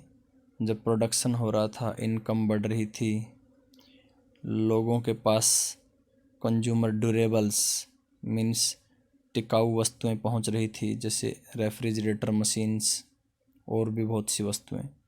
तो जिस टाइम सब कुछ अच्छा चल रहा था तो यूएस से लोन लेना बहुत ही ईजी था। US overseas lenders panicked at the first sign of trouble. लेकिन यूएस के जो ओवरसीज लेंडर थे, ओवरसीज लेंडर हो गया दूसरे देशों में लोन देने वाले जो यूएस के लोग थे, वो पैनिक्ड हो गए। पैनिक्ड मतलब कि उनके होश उड़ गए जब उन्होंने ट्रबल के फर्स्ट साइन को, खतरे के संकेत को उन्होंने महसूस किया। कौन सा खतरा? 1929 की मंदी वाला खतरा। In the first half of 1928, US overseas loans amounted to over $1 billion। Students, 1928 के फर्स्ट हाफ में यूएस ने दुनिया का जो लोन दे रखा था, उस लोन की टोटल कीमत थी $1 बिलियन। 1 बिलियन में 100 करोड़ होते हैं। ए ईयर लेटर, लेकिन एक साल के बाद 1929 में it was 1/4 of that amount. ये इस अमाउंट का सिर्फ 1/4 रह गया। 1 बिलियन का सिर्फ 25% लोन रह गया जो यूएस ने दूसरे देशों को दे रखा था। 1928 में 1 बिलियन था, लेकिन 1929 में 1 बिलियन का सिर्फ 25% रह गया। क्यों? क्योंकि जो यूएस के ओवरसीज लेंडर थे, दूसरे देशों में उधार देने वाले थे, उन्होंने ग्रेट डिप्रेशन के पैनिक को, उसके खतरे को पहचान लिया था और उन्होंने पूरी दुनिया से अपने लोन वापस ले लिए थे। उनको पता लग गया था कि अगर डिप्रेशन आ गई तो तुम्हारे लोन का पैसा फंस जाएगा। Countries that dependent crucially on US loans now faced an acute crisis. Students, जो कंट्रीज यूएस के लोन पे डिपेंड थी महत्वपूर्ण रूप से, उन कंट्रीज को बहुत ही एक्यूट क्राइस मीन्स बहुत ही गहरे संकट का सामना करना पड़ा, क्योंकि यूएस ने अपना लोन वापस ले लिया और उन कंट्रीज के अंदर अब पैसे की कमी पड़ गई और इन्वेस्टमेंट भी वो लोग नहीं कर पाए, तो उन पे भी बहुत बुरा इफेक्ट पड़ा। जैसे लास्ट ईयर में आपने जर्मनी का एग्जाम्पल पढ़ा था स्टूडेंट्स, जर्मनी की क्या बुरी हालत हुई थी। यूएस ने डाउस प्लान चलाया 1924 से 1928 के बीच में जर्मनी में, ताकि जर्मनी की इकोनॉमिक रिकवरी हो सके और फर्स्ट वर्ल्ड वार में जो जर्मनी को हानि हुई उसकी कुछ पूर्ति हो सके। लेकिन जब यूएस ने अपना लोन विड्रॉ कर लिया जर्मनी से, तो देख सकते हैं आप जर्मनी का कितना बुरा हाल हुआ। The withdrawal of US loans affected much of the rest of the world, दो इन डिफरेंट वेज। स्टूडेंट्स, जब यूएस ने दुनिया की दूसरी कंट्रीज से अपने लोन को विड्रॉ कर लिया, तो इससे उन कंट्रीज पे बहुत ही नेगेटिव इफेक्ट पड़े। अलग अलग कंट्री पे इसका अलग अलग प्रभाव पड़ा। विड्रॉ का मतलब होता है वापस ले लेना। जैसे पिछले पार्ट में हमने पढ़ा था कि 1928 में जो यूएस की ओवरसीज लैंडिंग थी वो 1 बिलियन यूएस डॉलर थी, लेकिन 1929 में जब ग्रेट डिप्रेशन आया तो वो सिर्फ 25% रह गई। देखिए वर्ल्ड में किस पार्ट को इस चीज़ ने किस तरीके से अफेक्ट किया। In Europe it led to the failure of some major banks and the collapse of currencies such as the British pound sterling। Europe में यूएस के लोन विड्रा करने के बाद में बहुत से बैंक फेल हो गए और कई कंट्रीज़ की जो करेंसी थी वो भी कोलैप्स हो गई, मीन उनकी करेंसी की वैल्यू गिर गई। जैसे ब्रिटेन की जो करेंसी थी पाउंड स्टर्लिंग, उसकी वैल्यू काफ़ी गिर गई यूएस के लोन विड्रॉ करने से। In Latin America and elsewhere it intensified the slump in agricultural and raw material prices. World का एक दूसरा पार्ट जो कि लैटिन अमेरिका है, उस पर क्या इफेक्ट पड़े यूएस के लोन विड्रॉ करने के बाद। लैटिन अमेरिका और वर्ल्ड के दूसरे पार्ट में एग्रीकल्चरल प्राइस गिर गए। स्लम्प का मतलब होता गिर जाना। एग्रीकल्चर के जितने भी प्रोड्यूस थे उनकी कीमत गिर गई और उसके साथ साथ रॉ मटेरियल कच्चे माल की कीमत भी गिर गई। The US attempt to protect its economy in the depression by doubling import duties also dealt another severe blow to world trade. US ने अपनी इकोनॉमी को प्रोटेक्ट करने का प्रयास किया डिप्रेशन के दौरान। कौन सा मेथड यूज किया?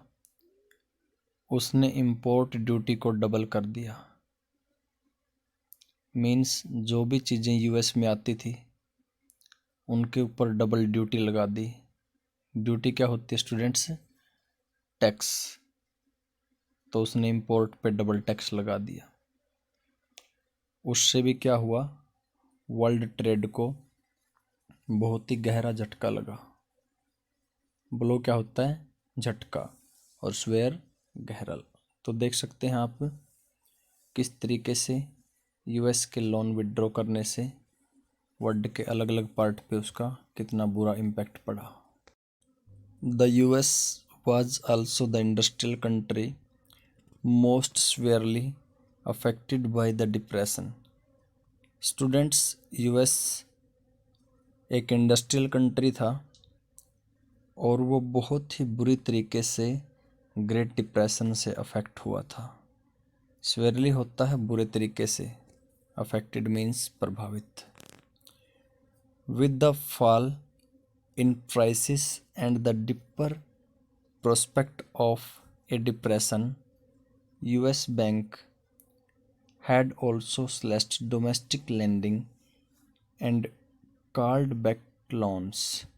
Students, with the fall in prices, जैसे ही प्राइस गिरे और मंदी का अंदाज़ा यूएस को हुआ, प्रोस्पेक्ट का मतलब होता है अंदेशा या अंदाज़ा या किसी चीज़ की आशंका होना। जैसे ही प्राइस गिरे और मंदी की आशंका यूएस के लोगों को हुई कि मंदी आने वाली है, US banks had also slashed domestic lending. जितने भी यूएस बैंक्स थे उन्होंने डोमेस्टिक लैंडिंग स्लैश्ड कर दी। स्लैश्ड मीन्स बंद कर दी। जो घरेलू लोन थे वो सारे बंद कर दिए। ये बोल दिया कि किसी को भी लोन नहीं मिलेगा। एंड कॉल्ड बैक लोन्स, और लोगों को जो पहले लोन दिए गए थे उन लोन्स को भी वापस ले लिया गया। Farms could not sell their harvest. जो फार्म्स मीन्स हो गया यहाँ पे किसान। किसान अपनी हार्वेस्ट को बेच नहीं सकते थे। हार्वेस्ट क्या होता? कटी हुई फसल। हाउस होल्ड्स वर र्यून्ड। हाउस होल्ड्स होते हैं परिवार, र्यून्ड होता है बर्बाद हो जाना। परिवार तबाह हो गए, बर्बाद हो गए। एंड बिजनेसेस कोलैप्स्ड, और बिजनेस भी ठप पड़ गए। Faced with falling incomes, many households in the US could not repay what they had borrowed. Falling prices की वजह से लोगों की इनकम गिर गई। तो जैसे ही लोगों की income Giri, many household in US में अनेक घर उस लोन को रिपे नहीं कर पाए जो लोन उन्होंने बोरो किया था। बोरो मीन्स उधार लिया था। And were forced to give up their homes, cars and other consumer durables.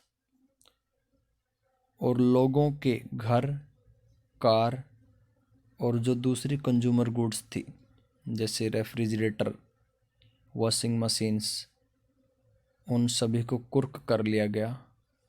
Government ने उन पे कब्जा कर लिया। क्यों? क्योंकि लोगों ने गवर्नमेंट से जो लोन लिया था वो वापस नहीं दिया, तो गवर्नमेंट ने भी उनकी संपत्ति को कुर्क कर दिया। मीन्स सारी संपत्ति अपने हाथ में ले ली। आपको पता है यूएस में लोगों ने हायर परचेज के सिस्टम से कंज्यूमर गुड्स जैसे रेफ्रिजरेटर, फ्रिज वगैरह ये खरीदे थे। और घर भी लोन लेके बनाए थे। तो मंदी आने के बाद लोग उस लोन को रिपे नहीं कर पाए, तो सरकार ने उनको जो दिया था उसी को सरकार ने वापस ले लिया। Means homes, cars, consumer durables सभी को। The consumerist prosperity of the 1920s now disappeared in a puff of dust। 1920 की जो कंज्यूमरिस्ट प्रोस्पेरिटी थी, 1920 में यूएस का कंज्यूमर ग्राहक काफ़ी प्रोस्पर हो गया था, काफ़ी समृद्ध, खुशहाल और अमीर हो गया था, क्योंकि उसके पास home, car, refrigerator, washing machine सारी चीज़ें थी। लेकिन जो वो 1929 की खुशहाली थी, प्रोस्पेरिटी थी कंज्यूमर के अंदर, अब वो रेत के गुबार की तरह गायब हो गई। डिसअपियर का मतलब होता गायब हो जाना, और पफ ऑफ डस्ट होता रेत का गुबार। जैसे रेत का गुबार गायब हो गया, तो 1920s की वो प्रोस्पेरिटी भी गायब हो गई। As unemployment soared, people trekked long distances looking for any work they could find।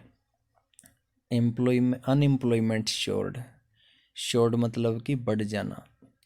जैसे ही अमेरिका में अनएम्प्लॉयमेंट बढ़ा, बेरोजगारी बढ़ी, पीपल ट्रक्ड लॉन्ग डिस्टेंसेज, लोग लंबी लंबी दूरियां तय करने लग गए वर्क के लिए, ताकि वो वर्क फाइंड कर सकें, काम ढूंढ सकें। अल्टीमेटली, अंततः the US banking system itself collapsed. US का बैंकिंग सिस्टम भी धराशायी हो गया, यूएस के सारे बैंक डूब गए। Unable to recover investments, collect loans and repay depositors, thousands of banks went bankrupt and were forced to close। Unable to recover investments, बैंकों ने जो इन्वेस्टमेंट की थी, जो पैसा लगाया था बैंक बनाने पे, वो उस पैसे को रिकवर नहीं कर पाए, क्योंकि पैसा कब रिकवर होता, जब आपके बैंक लगातार चलते रहते। लेकिन मंदी ने बैंकों का बुरा हाल कर दिया, तो बैंकों ने जो पैसा लगाया था अपने इंफ्रास्ट्रक्चर पे, बैंक उसकी रिकवरी नहीं कर पाए और सारे बैंक कोलैप्स हो गए। तो एक तो बैंक इन्वेस्टमेंट को रिकवर नहीं कर पाए, और लोगों को जो लोन दिया था वो लोन भी वो वापस नहीं ले पाए। उसके साथ साथ है ना, जिन लोगों ने बैंकों में पैसा डिपॉजिट कर रखा था, जमा कर रखा था, उनका पैसा भी बैंक नहीं दे पाए। ना तो खुद लोन दिया था जो वो ले पाए लोगों से, और लोगों ने जो बैंकों में पैसा डिपॉजिट किया था, बैंक ना ही उनको उनकी जमा राशि डिपॉजिट दे पाए। Thousands of banks went bankrupt, अनेक बैंक दिवालिया हो गए, मीन्स कंगाल हो गए। And were forced to close, और सभी बैंक है ना मजबूर हो गए बंद होने के लिए। तो देखिए यूएस के बैंकिंग सिस्टम का क्या बुरा हाल है। The numbers are phenomenal. Phenomenal क्या होता है स्टूडेंट्स? सरप्राइज करने वाले। आंकड़े बहुत सरप्राइज करने वाले हैं। देखिए क्या आंकड़े हैं।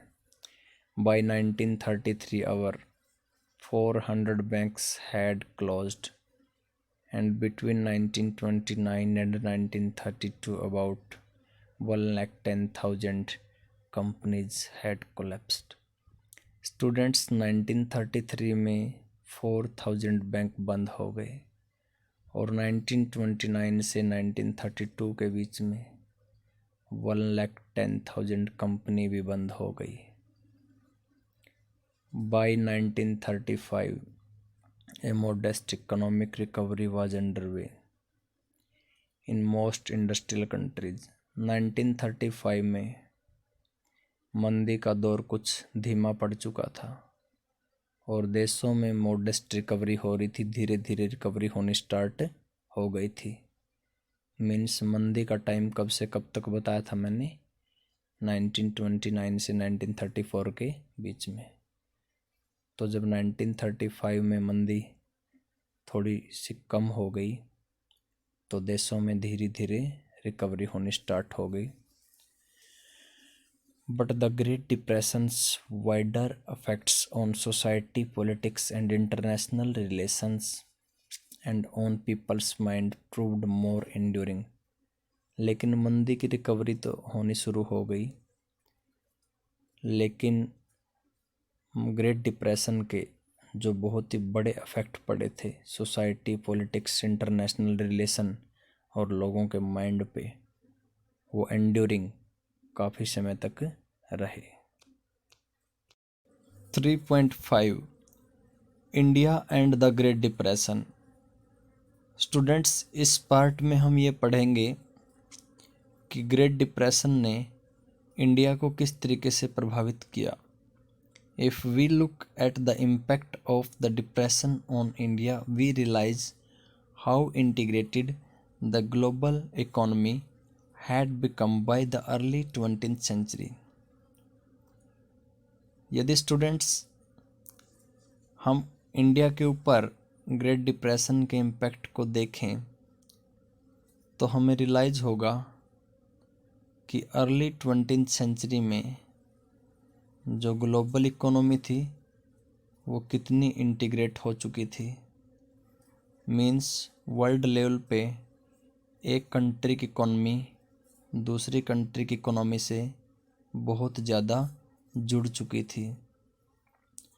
The tremors of a crisis in one part of the world were quickly relayed to other parts affecting lives, economies and societies world wide.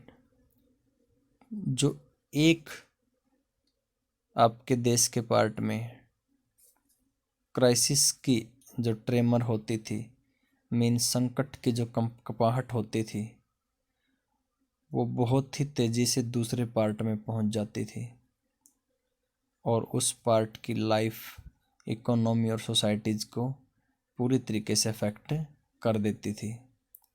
Tremors होता है स्टूडेंट कंपकंपाहट, क्राइसिस होता है संकट।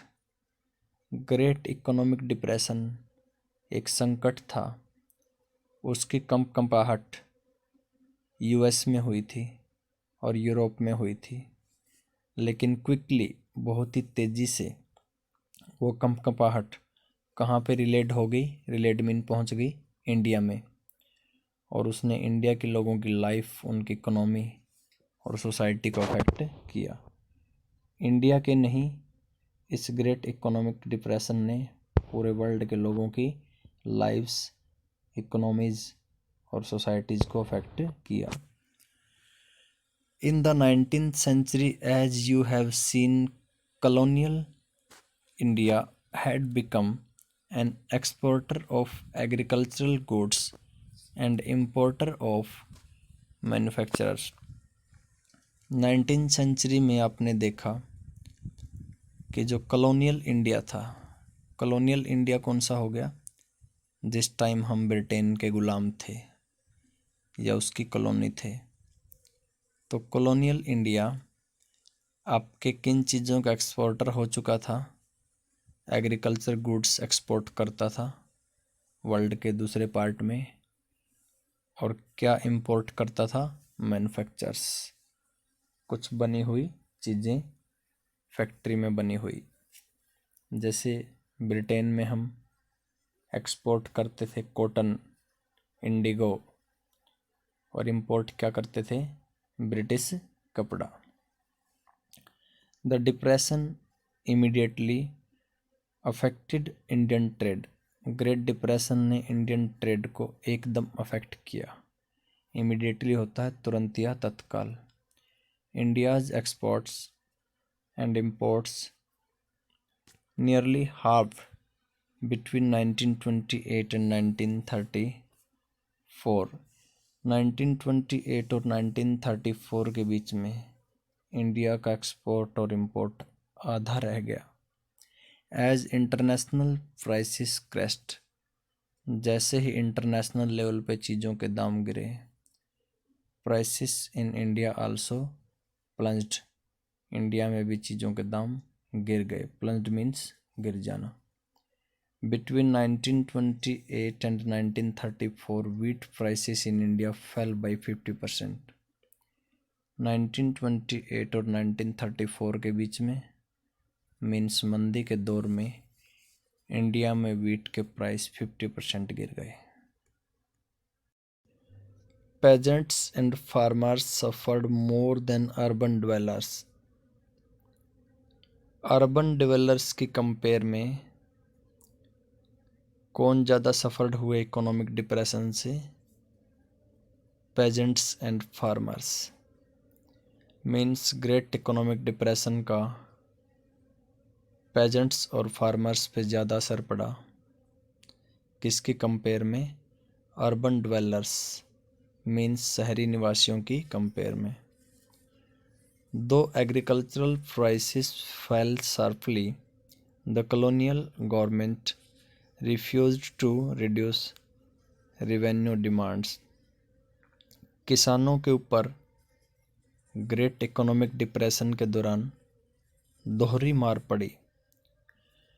एक तो एग्रीकल्चरल प्राइसेस गिर गए बहुत ही शार्पली मीन तेज़ी से, और दूसरे नंबर पे कॉलोनियल गवर्नमेंट ने किसानों की जो रिवेन्यू डिमांड थी रिड्यूस करने की, उसको भी रिफ्यूज़ कर दिया।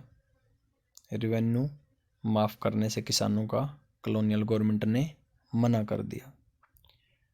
तो एक तो उनके जो एग्रीकल्चरल प्रोडक्ट थे उसके दाम गिर गए, दूसरे नंबर पे उनको रिवेन्यू भी गवर्नमेंट को देना पड़ा। Pageants producing for the world market were worst hit.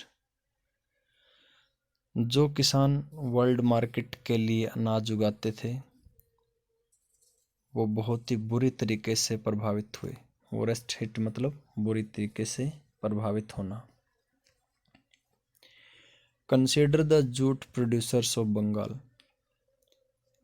हम बंगाल के जूट प्रोड्यूसर्स के केस को कंसीडर करते हैं, उनके मामले को समझते हैं कि ग्रेट इकोनॉमिक डिप्रेशन के दौरान वो किस तरीके से प्रभावित हुए।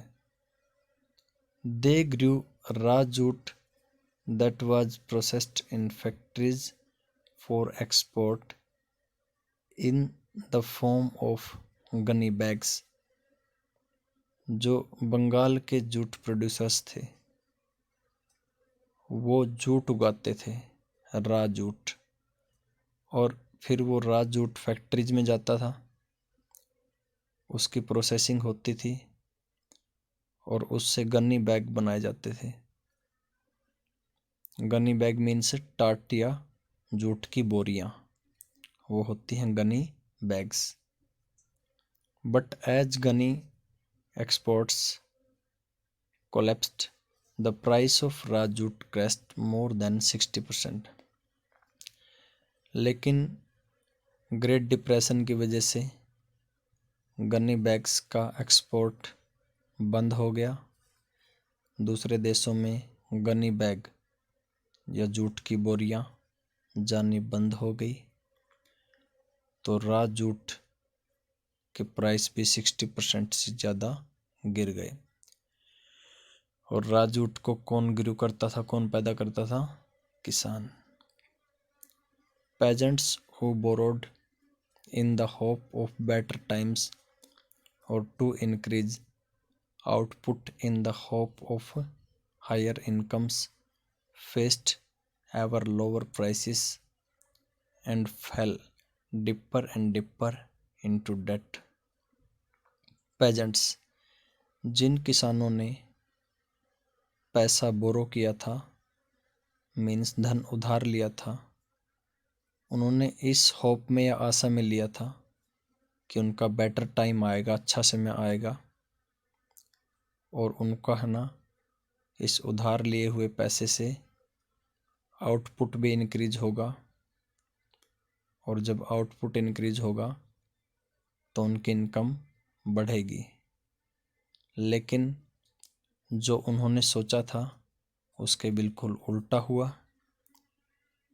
उनको बेटर प्राइस नहीं मिले, ना ही उनकी इनकम बढ़ी, और वो है ना बहुत ही गहरे डेट में फंस गए। Deeper and deeper into debt का मीन होता बहुत ही गहरे कर्ज के जाल में फंस जाना।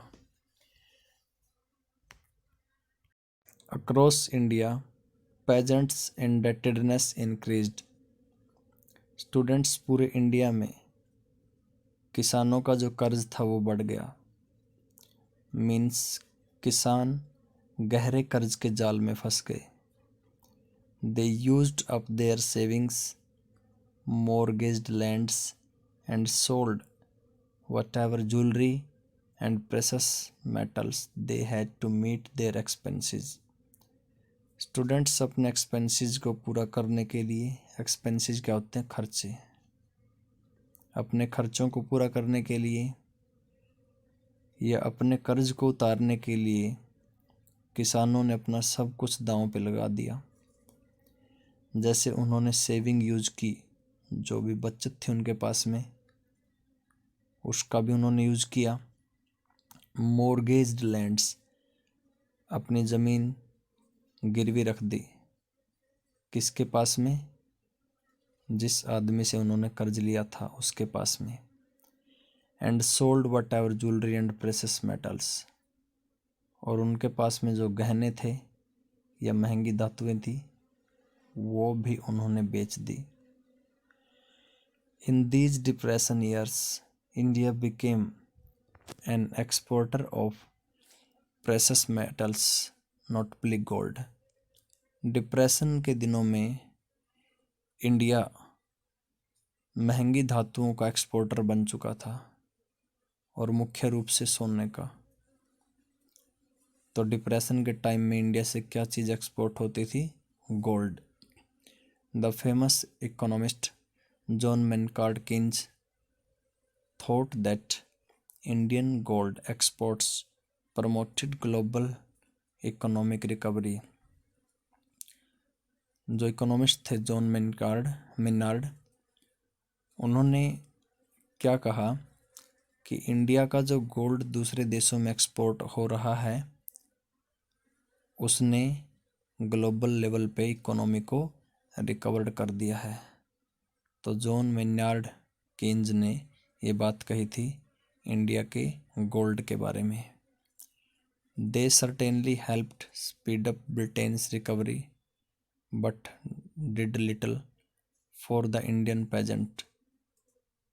उसने कहा कि इंडिया के गोल्ड ने ब्रिटेन की रिकवरी करवा दी है।